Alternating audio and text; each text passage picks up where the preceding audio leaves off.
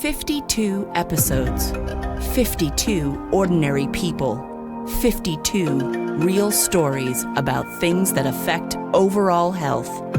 Because there is a lot more that goes into being healthy than food and fitness. Inspiration, support, a new perspective, and knowledge. You'll find that and more here on the Health Ability Project. Hi, welcome to the Health Ability Project. I'm Robin McKenna. Would anyone be surprised to hear me say that being a parent significantly affects overall health and well-being? Before the baby is even born, health and well-being are being affected. Excitement, curiosity, overwhelm, panic, and joy visit regularly and will continue to do so for the rest of one's life. Many people share parenting with a spouse or significant other. There is the benefit of feeling like you're in it together. There is someone to lean on, to talk things through with, to share the ups and downs with. Some find themselves as single parents, either due to circumstance or because they intentionally chose to become a parent. What kind of impact do you think being a single parent has on one's overall health and well-being? Here to share her story of being a single parent is Stacy Krusch. Stacy is a single mom of a 17-year-old son who will be going off to college in the fall and a 13-year-old schnoodle rescue. She is currently a consultant in the business and nonprofit worlds. Stacy has an executive marketing background in both the corporate and agency sides, having worked as a marketing executive in TV and entertainment, events, and financial services. She's passionate about her friends, family, New York City culture, and traveling. She's hoping to get into the pickleball craze soon. Thanks so much for joining me today, Stacy. I'm so glad to have you on the Health Ability Project. Thanks for having me, Rob. I'm glad to be here. So pickleball, have you played it all? I haven't, but it's on my list of things to do. And I figure once my son goes off to college in the fall, I'll have plenty of time to figure it out. It's funny how it really has just taken over. Everywhere I turn, it's about pickleball, which is fun. It's a fun game. Yeah. I've played it once or twice. So, Stacy, tell us your story. Why or how you came to decide you wanted to be a parent on your own, and what that journey has been like for you as not only a single parent, but a career person as well. Sure. It's interesting because I never thought of being a single parent. I just figured I would be a parent. And I guess, since I was little, I always assumed I would get married and live in the suburbs in a house and have 2 kids. So, and I really did neither. I didn't move to the suburbs. I didn't get married, and I wasn't having a kid. And I found myself, going through my 20s and 30s and dating and trying to find the one so I could do all of that. Mm-hmm. And come, close to 40, I'm like, oh, this isn't happening. I'd better figure this out on my own because, time's a ticking. So, that's really how the whole thing started. I just always assumed I would be a parent and found myself, not in the, I guess, optimal situation to be one. But nonetheless, I wasn't going to let that go just because I didn't have the other things. So I had, talked to one of my doctors, my gynecologist who I'd gone to for many years. And my annual visit, I said, I think I want to have a baby. And he said, when you're ready, you'll know when you're ready. I said, I don't know. Should I do it? I'm not married. He's like, don't let that be the determining factor, because just because you're married doesn't mean they'll be a great father or they'll be around or you'll always be married. So don't let that be the determining factor. And he said, when you're ready, come to me and I'll help you figure it out. Did his advice make you feel more confident about making that decision, or? Yeah, I think so. I think I needed to hear it, to hear those words, because you just figure you're supposed to do things a certain way. And Right. I guess, about 20 years ago when it all began, it wasn't as, popular, or, I knew a lot of people going through in vitro and such as married couples, but I didn't really know single Mm-hmm. women doing that. So yeah, I just kind of needed him to reinforce what I wanted to do. And those words did help me a lot. And I really didn't discuss it with a lot of people. I kind of, took it upon myself, and this is something I'm doing. So when I was ready, I was, I think, almost 41. So it was really kind of late. And, Mm-hmm. it took me 3 years of, this and that and the other thing. A Oh, lot of shots and things. oh.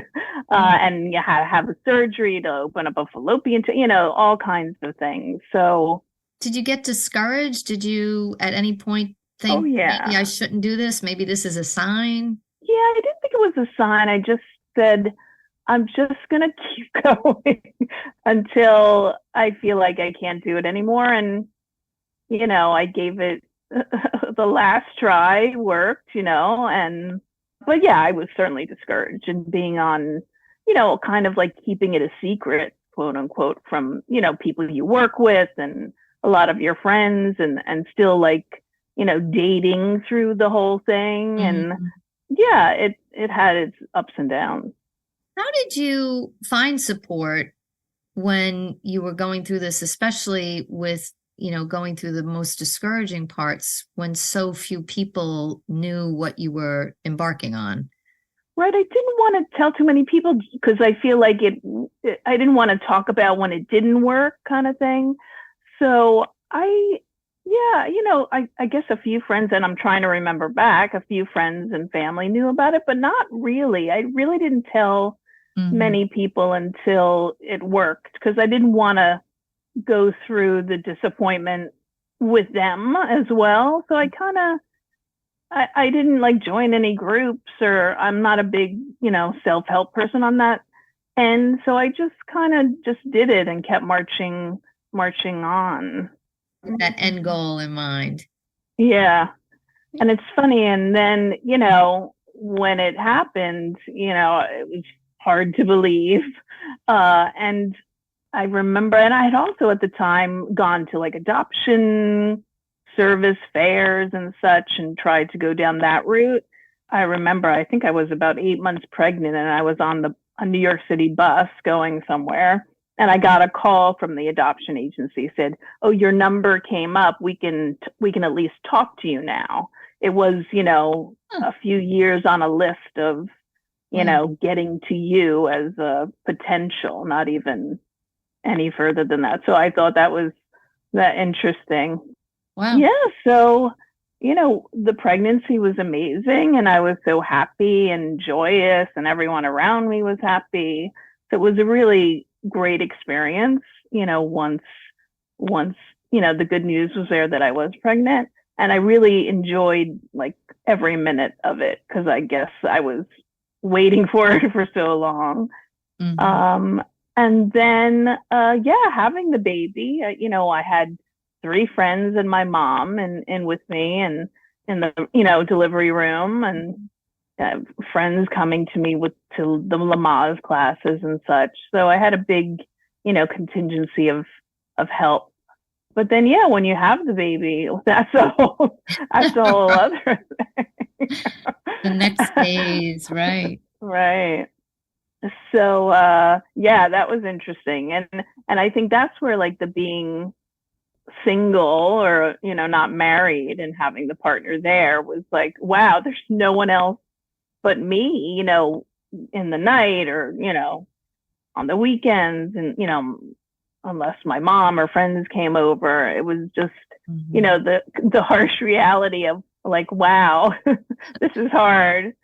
What did But you amazing, but amazing. Did you have any special tricks or to help you get through the exhaustion or the overwhelm? I mean, I can't even imagine being a single parent, Yeah. Yeah. especially I when mean, they're I had a young. lot of help, but yeah, it was, friends and family and help. Then I went back to work after 3 months full time. Oh, And, it was all already, in my 40s. So wow. it was hard. It was hard to, be a career woman and a new mom at the same time without, the backup at home.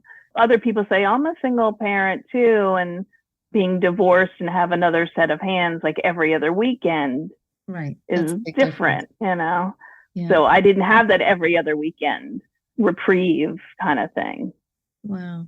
I mean, I was so happy to have him that I guess made up for it. What was it like though? I mean, so you were 3 months, maternity leave is over, and then you go back to work. Life must have just been all about, or for the most part, work and the baby. Yeah, it was all about, work and the baby. I wanted to get home to be with him. And then it all began again the next day, work the baby, work the baby. And it was hard because, I couldn't really travel that much for work. And, I'm not really going to get promoted because I'm not, as, available, late nights and such. But I mean, that was something that I had always figured in my life, that I always had a quote on my wall at work. It said, never confuse having a career with having a life. So I always was about work-life balance, even if I didn't have like other many things to balance it with, beside traveling and whatnot. But I bought into that, okay, I'm not going to be vice president of a company, but I'm going to be work and be a mom and try to balance it as much as I can. That's so beautiful and so progressive for that time frame where you were that new mom. It's just that saying that you had seemed to help manage your expectations, or I don't know, maybe just relieve you of extra stress of trying to kill yourself at work to get ahead and get the promotions and get the accolades and then also be super mom. Yeah, definitely. I think that you hit it on the head, that, I was kind of giving myself permission to not be on that fast track. And it was hard because I feel like that's also what you're supposed to do. One of those things, you're supposed to want to get ahead and rise through the ranks and be all you can at work. But I really gave myself permission because I really physically couldn't do that. But, I love to work and I love being out and about. I don't think I could have been a stay at home all that time. But, eventually, I realized I was also at some point going through, I think, menopause, I guess, while I'm still sort of like a young mom. Don't forget, I'm like sort of way behind like the curve on like all of my friends were like, I mean, I have friends with grandchildren now, and I have a teenager. Wow. So, I was going through all this other stuff. And at work, I was like, why can't I like focus? And why am like, and I realized it's, a mix of all of these things, having a young kid, being single mom, and going through this like, brain fog at the same time. So, yeah, it was interesting time. What was it like? Was it hard for you with, I guess, the other moms of the kids that were in your son's classes coming? Like, was it hard to connect with them? I mean, given that there was such a big age difference and just points of where you were in life, right? Yeah, it's funny because I have friends who are clearly 10 years younger than me from my kid and before. And they don't even know, like, we don't, I was like, how old are you? How old are you? We never really talked about it. So they didn't know that I was, 10 years older than they were, which, I never was like, hi, I'm eagerly telling my age to anyone. So I think they just assumed that I was a similar age as they were because we, that's the basic time frame. Right. But I do have friends who are my age and single, same exact who I met after and the same exact age and such. But nobody really knew. So it was just, we were in the same situations together. And I feel like it made me younger being a mom of a young child than I felt younger because everyone else was younger in the same situation. That's really an interesting perspective. I've never heard anybody say that, but I think that's awesome because Yeah. it brought a vibrancy that I guess you weren't expecting to have received going on this journey. Exactly. Yeah. So in hindsight, like, is there anything that you would have done differently in your journey from deciding to do this or through your journey as a parent, as a single parent? I mean, would I have started a little earlier? I don't know because I was trying to do other things at the time and I was trying to find that guy and I was trying to, work as hard as I could and make money. But I don't know that I changed that. I mean, I guess I was surprised. I was thinking, I even dated when I was pregnant and, after and such. And I always thought, oh, okay, well, there's plenty of divorced dads for me to date. So that'll be, good. Right. But then when I met the divorced dads, they were like, oh, so you have your son every weekend? So yes, every day, every minute. 365 days a year. So that was kind of like a little bit, I was anticipating this, plethora of divorced dads that I would be excited to hang out with me and my son. But yeah, I mean, I don't think I would have done it differently. I really don't. Okay. You never I mean, I didn't think, I didn't know what my life would be. And certainly being a parent was one thing on the list that I'm glad I was able to do on my own. Absolutely. And it's amazing. I think there are probably many people out there that, for whatever reason, whether they feel like they can't do it on their own, or maybe they don't feel financially secure, they don't have other resources, that they do let that dream pass by, which is unfortunate, but it's so inspiring to hear your story.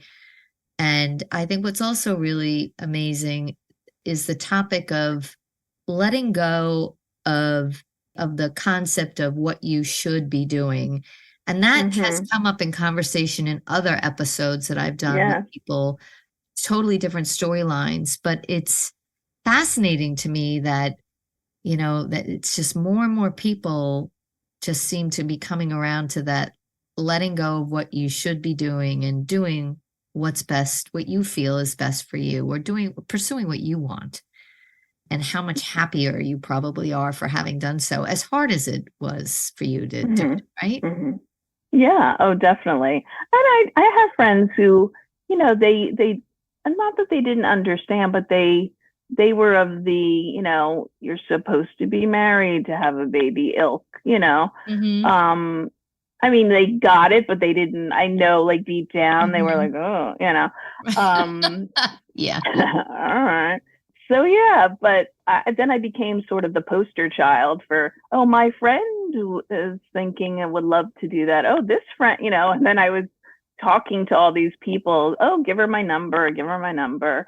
So I would kind of be the sage in that category for other people who knew someone who wanted to talk about it. That's amazing. That's amazing. That must have made you feel really great to be able to impart that advice, because you didn't really have that resource as you were going through it. I mean, I feel like it was like this, what the doctor said, giving you permission. Like I said, if that's what you want to do, then try to make it happen. I mean, it doesn't always work, but I think it gave people permission that maybe they weren't getting elsewhere, or they were too afraid to ask of other people who they didn't know how they would react to it.